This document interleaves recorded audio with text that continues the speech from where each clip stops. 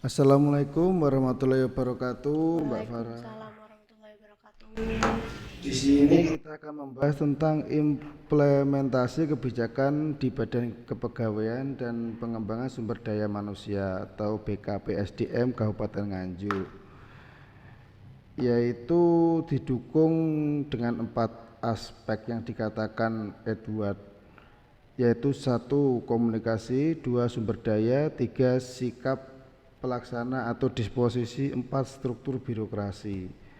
Nah ini sebelumnya kita perkenalkan narasumber kita yaitu Mbak Farah dari BKPSDM Kabupaten Nganjuk. Gimana kabarnya Mbak? Sehat ya? Alhamdulillah. Ini saya mau tanya yang komunikasi tadi yang pertama, bagaimana dimensi komunikasi yang terjadi di BKPSDM Kabupaten Nganjuk, Mbak Farah? Dimensi komunikasi dari implementasi kebijakan ini ada beberapa unsur dalam komunikasi seperti menyampaikan pesan, isi pesan, media yang digunakan, serta sasaran penerima pesan, serta berbagai dimensi komunikasi yang terjadi di Kabupaten Nganjuk.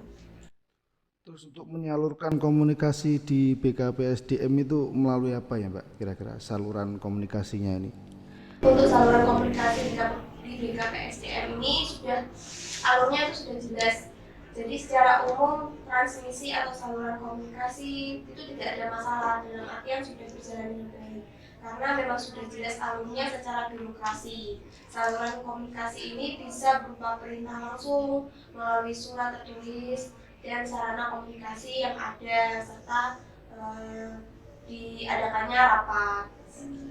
Untuk di BKPSDM Nganjuk sendiri bagaimana untuk cara kerjanya atau penyalurannya tadi? Untuk cara kerjanya dan pekerjaannya itu sudah cukup jelas karena selalu ada peraturan dan yang aturan-aturan yang mengatur seperti undang-undang, peraturan pemerintah, perda, jumlah maupun jenis yang dibentuk dalam suatu program yang dari pusat sehingga informasinya itu sudah jelas. Oh, itu tadi kan yang pertama tentang komunikasi. Kalau yang kedua kan sumber daya. Ini kalau sumber daya ini bagaimana ya? Kok dimaksud sumber daya ini? Sumber daya ini maksudnya di BKPSDM ini kan uh, ada beberapa kewenangan-kewenangan di BKPSDM, ada staf-staf yang mendukung, ada pimpinan dan yang lain-lain. Untuk kewenangan itu sendiri dari masing-masing bidang internal BKPSDM sendiri sudah jelas tupoksinya. Dan kemarin kita sudah melaksanakan pengiriman diklat latsar CPNS sebanyak 644 orang dan alhamdulillah berjalan lancar, dan juga ada pengiriman PKA dan PKN di BKSDM Provinsi Jawa Timur dan semua alhamdulillah berjalan lancar. Oh iya, berarti itu termasuk pelaksana sama struktur birokrasinya itu yang Ya, gabung sama nomor 3, nomor 4 itu. Untuk lain-lain ini faktor penghambat dari semua tadi apa ini Mbak Farah? dari faktor penghambat itu sendiri ada beberapa faktor, yaitu salah satunya adalah keterbatasan anggaran. Dari faktor penghambat dalam implementasi kebijakan kompetensi sumber daya aparatur sipil negara ini, anggarannya itu masih belum memadai gitu loh mas. Jadi contohnya kemarin ini kan waktu pengiriman latsar CPNS itu 644 itu terkendala juga anggaran karena COVID-19. Semua anggaran itu direfusing. Jadi seharusnya yang penerimaan itu tahun 2019-2020 itu sudah diberangkat langsar, akhirnya tertunda selama 1 tahun. Jadi berangkatnya 2021 akhir baru berangkat dan selesai 2022 ini.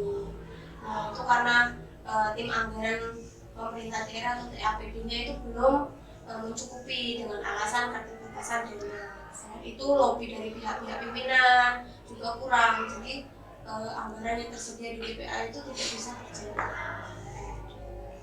Berarti minim sekali ya anggarannya, kok sampai yang berangkat banyak tapi anggarannya dikit itu. Iya. Untuk mengatasinya gimana ini? Mengatasinya Uh, yang menghambat tadi karena anggaran tadi. untuk mengatasinya sih seharusnya misalnya konsultasi dengan pihak penyelenggara badan diklat juga terhadap biaya kontribusi diklat itu dengan jelas berapa yang diperlukan, terus diajukan ke Ansaf seperti itu, ke bupati selaku pemegang kekuasaan pengelola keuangan juga. Terus harusnya juga koordinasi dari pihak-pihak terkait seperti Bapeda, BPKAD dan TAPD yang diketuai oleh sekretaris daerah. Selain itu, BKPSDM itu juga melakukan peningkatan intensitas komunikasi dan koordinasi dengan pihak yang berkepentingan seperti itu. Ya sudah saya sudah Mbak jelaskan secara detail, ya sudah sedikit banyak saya juga banyak memahaminya.